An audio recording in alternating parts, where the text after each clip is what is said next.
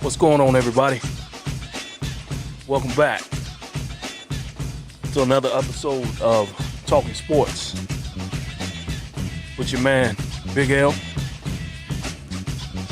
I know I did an episode last night with me and the fellas, but this is the official episode. Last night went real good, so who knows? We might move everything to Sunday nights, and me and the fellas might make it a regular thing. I kind of hope so. So we'll see. Might try it again this week. But let's get into this, man. We're gonna be seriously talking Cowboys football here, because this is the Cowboy rant. It's what this is gonna be. It's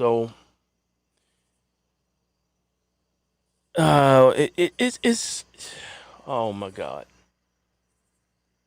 It's a lot of shit I could say about this game. As I said before, we are a team that is 1-2 plays or a bad call away from being 3-0. And we're also a team that's 1-2 plays away from being 0-3. And that's a little disturbing. You know what I mean?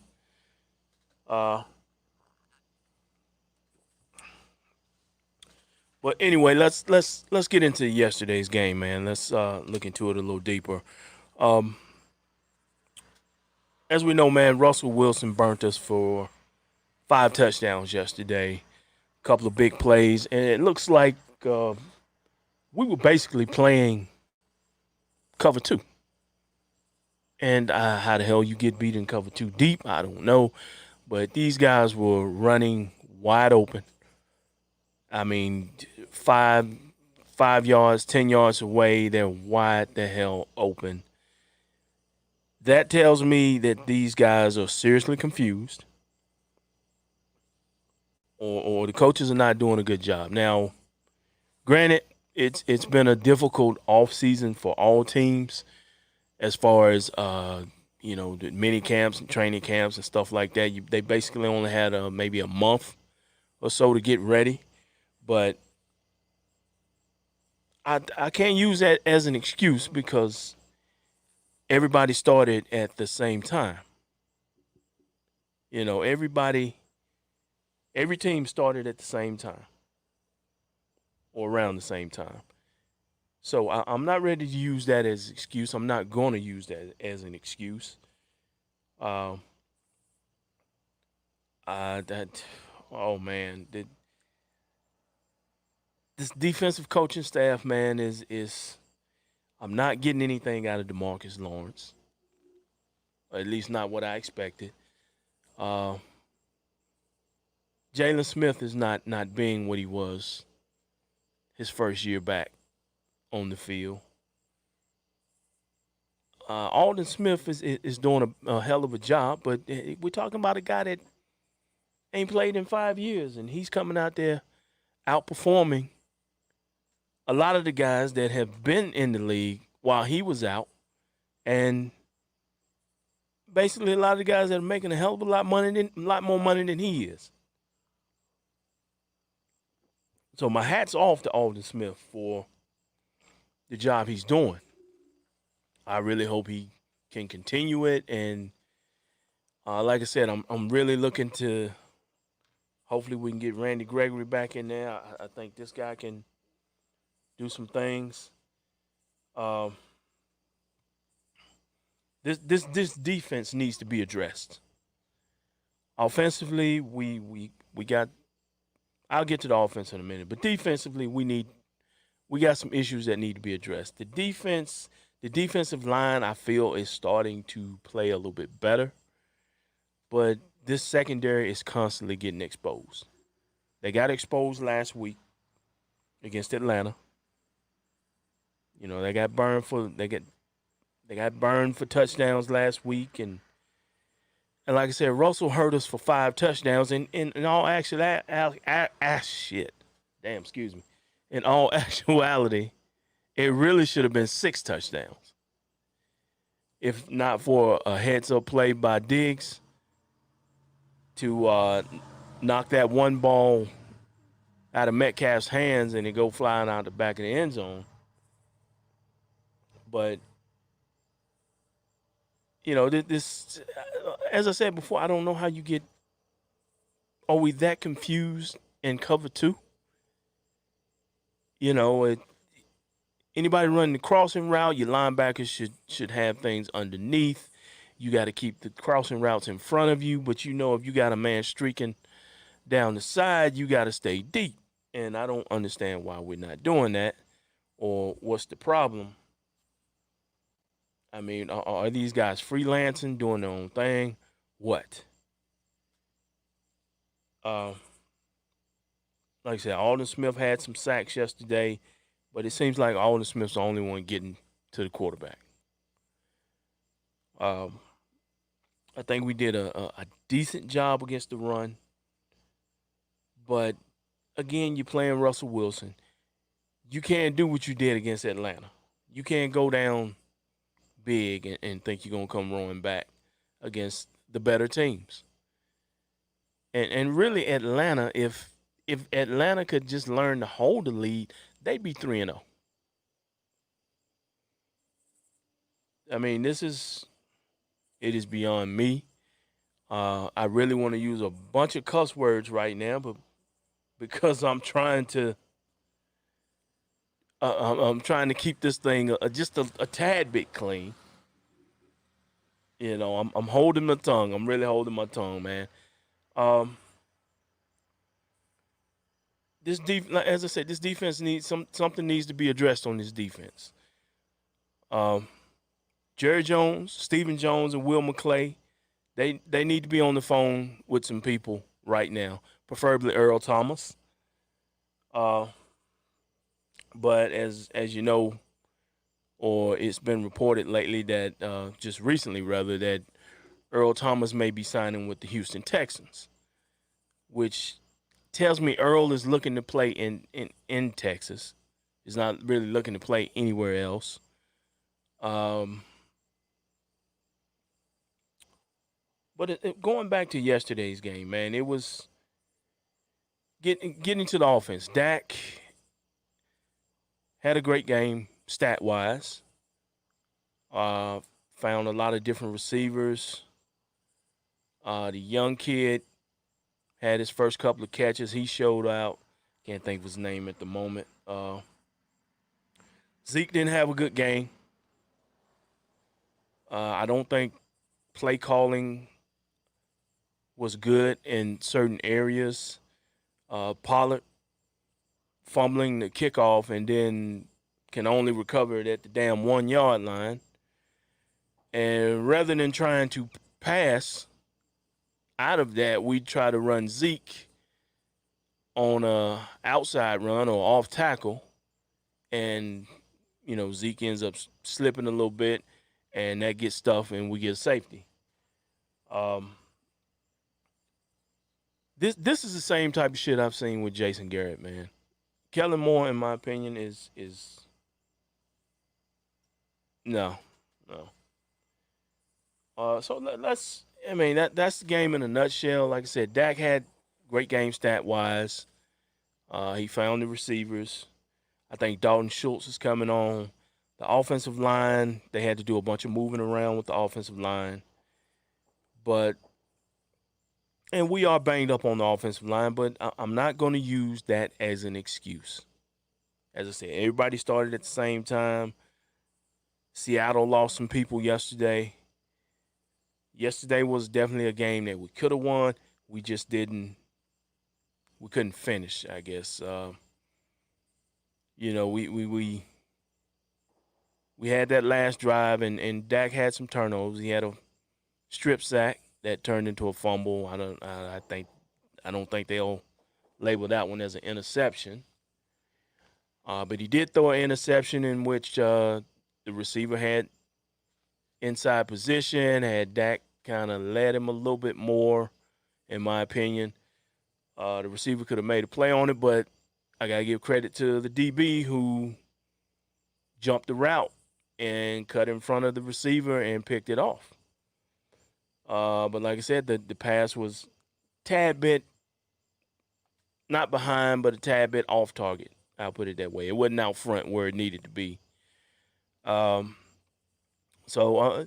like I said, I'm gonna give those two turnovers to Dak, and then the one at the end of the game, that's that's his turnover, but it's a desperation thing, so really can't dwell on that. But it's really a situation, man, where we've got to fix this. We've got to fix this defense. Play calling's got to get better. Defensive line, as I said, was coming on a little bit better. Seemed like we have a question from somebody talking about a dirty tackle from Tristan Hill. I didn't see a dirty tackle from Tristan Hill, but I'm sure you know that happens on the defensive line.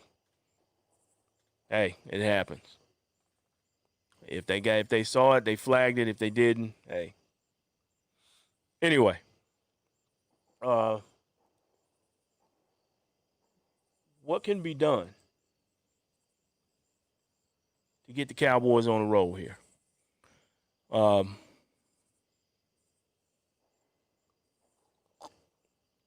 Cowboys are going to be playing the Cleveland Browns next week, and in my opinion, of course, we'll be expected to win. We'll be expected to dominate that game, but that game, to me, looks more like the perfect trap game, just like the Jets were last year. Cleveland is not a great team right now, but I think their record is maybe 1-2, just like ours. I think, yeah. But I know Cleveland's gonna come in and try to give us their best shot, as everybody does. And we still have to deal with Odell Beckham. And Odell Beckham, over the years, when he was in New York, has given us trouble a lot of times. And the way this secondary is playing, man, we got to do something better. Things have to be done in a different manner.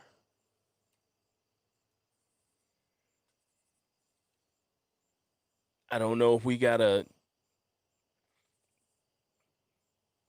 go back to the film study, go back to the chalkboard. These guys got to have a true understanding of their responsibilities and the coverages. Like as I said, cover two, man, you getting beat deep. That's that you got to put that on coaching. You got to put that on preparation, but you also got to put that on the player as well, because you should not be getting. Okay, I get it. It happens one time, but it happened twice, and that's a problem. As I said, Russell picked us apart for 5 touchdowns, and it really should have been 6. Now, as to what can be done, as I said earlier, we gotta get some help on this defense. Preferably Earl Thomas, and in my opinion, we need to bring in Clay Matthews. Now, I'm not sure of the availability this week of Sean Lee. I'm hoping he'll be able to play. But the fact that we sitting here talking about, we are we're hoping we have the availability of Sean Lee. That kind of lets us know the kind of hole we're in, man. And that's not to take a shot at Sean Lee. Sean Lee's a great player. At one time in his career, he's on the downside of his career, a lot of injuries. And I know when Sean Lee's playing and when he's on the field, he's gonna give you everything you got. But we need something or somebody to fill that void that Van Der Esch has left since he's been out. I personally think that we should probably put Van Der Esch on the shelf for the year and let him heal. He's a linebacker.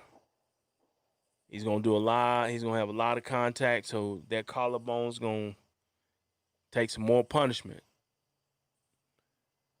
And I know it's gonna be surgically repaired, but as we all know, as all Cowboys fans know, we've seen the collarbone shit come and bite us in the ass in the past before.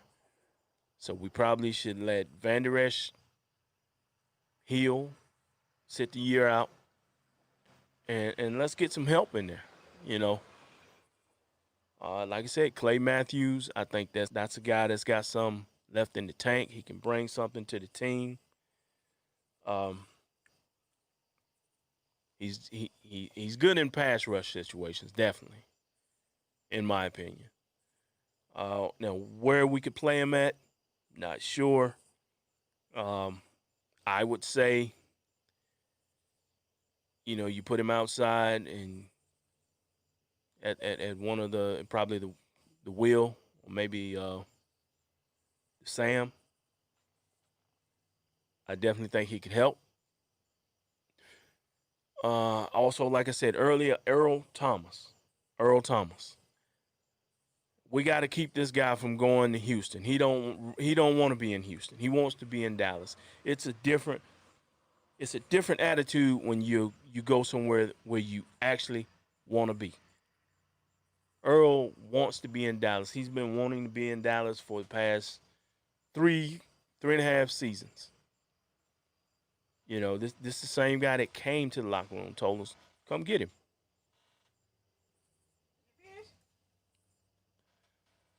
So Earl needs to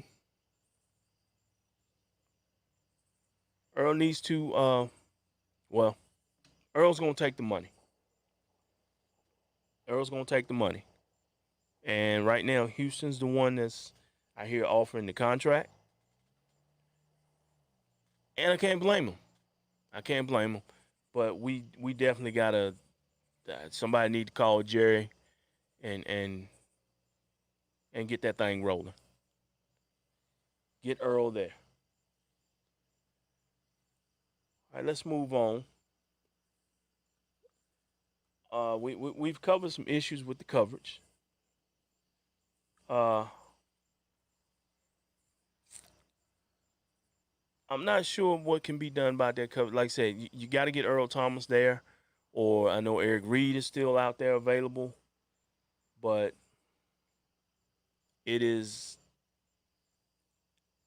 yesterday was asinine to watch. It really was. It was really damn asinine to watch that yesterday. That it was complete bullshit, the coverage, and we have got to do better. As I said before, Cleveland coming in, that could possibly help, but if we go out there and we get in honestly, if we go out there and we get in a shootout with the Cleveland Browns, then that's probably a game we're probably going to end up losing. And things like that. And if you lose to the Cleveland Browns, then just like I said last week, that great comeback against Atlanta, Dak can take that game and put it in his pocket when he goes to the negotiating table again. But you go out there and you get in a shootout with Cleveland, and you throw a late game pick, or offense doesn't perform well, that's going to end up pushing him towards franchise tag again. And I think we all want Dak to get the contract.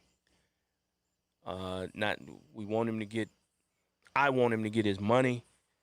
I don't necessarily want him to break the bank, because I know we have other players that are going to be looking for contracts and want to get paid. So with that being said, you have to excuse the noise. I'm outside. Uh, that being said, man, when it comes to Dak's contract, I say you could probably give him the 40 million. You could probably give him the 40 million now. You could probably give him the 40, but I do think that price tag will continue to go up, especially if we do end up having a great season. I predicted this team to go 13-3, and right now we're 1-2. So I'm reaching my limit on these losses. So these next games we got to get on a serious roll. And what I want to do is just bring up our schedule here. Now our next games, we've got Cleveland, of course, this Sunday. Following Sunday, we have the New York Giants. Then Arizona. Now, we've got to get some momentum going before we face Arizona. Because Arizona is, in my opinion, is playing some good ball. They're going to be a tough out. So these next two games are very important because we got to get them. And then Arizona, after the Arizona game, we go back into the NFC East with the football team in Washington, and then Philly. So those next 5 games, and there's no bye in between. So these next 5 games, we really got to get on the roll because come week 9, right after that Eagles game, which as I'm looking at it, it's an 8:20 game. So that one's probably going to be a Sunday night game. So that next week, Pittsburgh comes to town, and of course, all the Steeler fans and all they hype and all that 6-ring bullshit to come with them. And they probably going to be a little salty from the last time we played them, which was in Pittsburgh during Dak and Zeke's rookie year when Dak and Zeke beat them. Dak had a great game. Zeke had a great game. So, hold on, man. My green screen's about to blow away here in this wind. But we have definitely got to find a way to get on a serious roll. And coming up on these next 5 games, these are teams that we're coming up on teams that we should beat.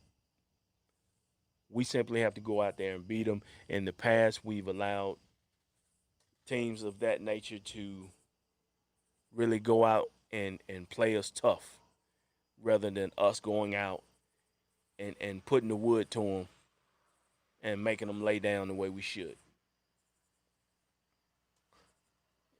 And as I said before, that Arizona game is going to be a tough out. The Arizona game is going to be it's actually a home game for us. So we really need to get some momentum going with these next 2 games, Cleveland and the Giants. Actually, these next 3 games are going to be at home. Cleveland, the Giants, and Arizona, those are all home games. So we really, really, really need to have these games.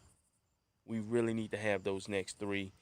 And that'll carry us to going back on the road against Washington and then Philly. Those are going to be 2 road games back to back, 2 division games. And as you know, we got to have those division games. This NFC East is wide open. It's terrible. But I still say we're the better team and we should win the division. And we definitely have the talent. We just got to put it all together. And we had definitely got to do something about this defense, man. Definitely. So, like I said, man, I'm not going to keep you guys long, man. We took the L last night. Took it on the chin. We've got some needs that need to be addressed. Um, and let's get to the offensive line. Uh, Apparently, we won't be getting Lyle Collins back. Per Stephen Jones, we won't be getting Lyle Collins back this week from a report that I heard from Stephen Jones. Hopefully, we can get Tyron back this week, but they may try to hold him out. I'm not sure. Uh, these tackles, these guys that have stepped in for him, haven't done they haven't done a real bad job. In my opinion, the problem that we're having is with Connor Williams at left guard. Connor Williams was a high draft pick, and Connor Williams has been given that starting job since day one. And in my opinion, and this may piss off a lot of Cowboy fans, but the hell with it. It is what it is. Uh,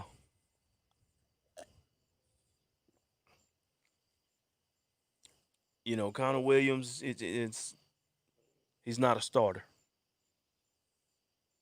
Connor Williams needs to, he needs to be a reserve. He needs to be a backup until he ups his game. Because, in my opinion, the Connor Williams experiment just hasn't panned out. And the fact that Travis Frederick has retired, that kind of, and with the injuries that we have at right tackle and the situation, well, not the injuries, but whatever's going on with Lyle Collins. They say he's good, but they won't let him play. So I don't know. But the injuries we have at left tackle, you would think with Tyron Smith beside you, you would be you'd up your game, but in my opinion, he hasn't. I think we have an opportunity to get Ron Leary, and we just let it go. Ronald Leary he ain't just on the street right now. He's down the street from us. All we gotta do is call him. We brought him in last week. I don't know if he maybe failed a physical or something, but they brought him in, talked to him. It might have been a contract issue, not sure. But we need we need Ronald Leary to come in and step in and take Connor Williams' spot. Now, the previous coach probably would have suggested that. Mike McCarthy, I don't know. I don't think he may not be on board with it. I think this may be a situation where Jerry might want it, but the Steven and the other guys don't. Even though the final call is going to be Jerry's.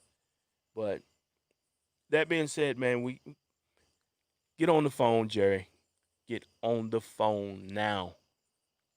Hurry up. Call Ronald Leary. Call Clay Matthews. Call Earl Thomas. Bring them all in. Call Uber. Pick them up. Do something. We got to fix this, or it's gonna get out of hand. All right, y'all. That's my time, man. I'm not gonna keep you. I know everybody's ready to watch this big heavyweight bout between Kansas City and Baltimore.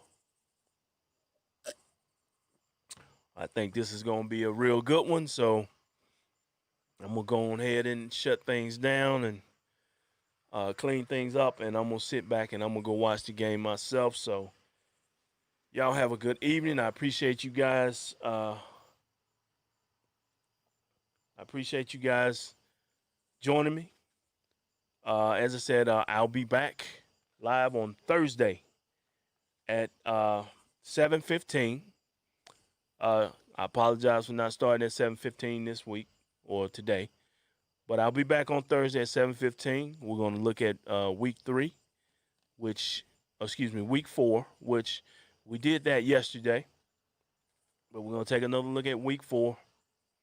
Going to look at that Thursday night game, and we're definitely going to discuss Cowboys Browns.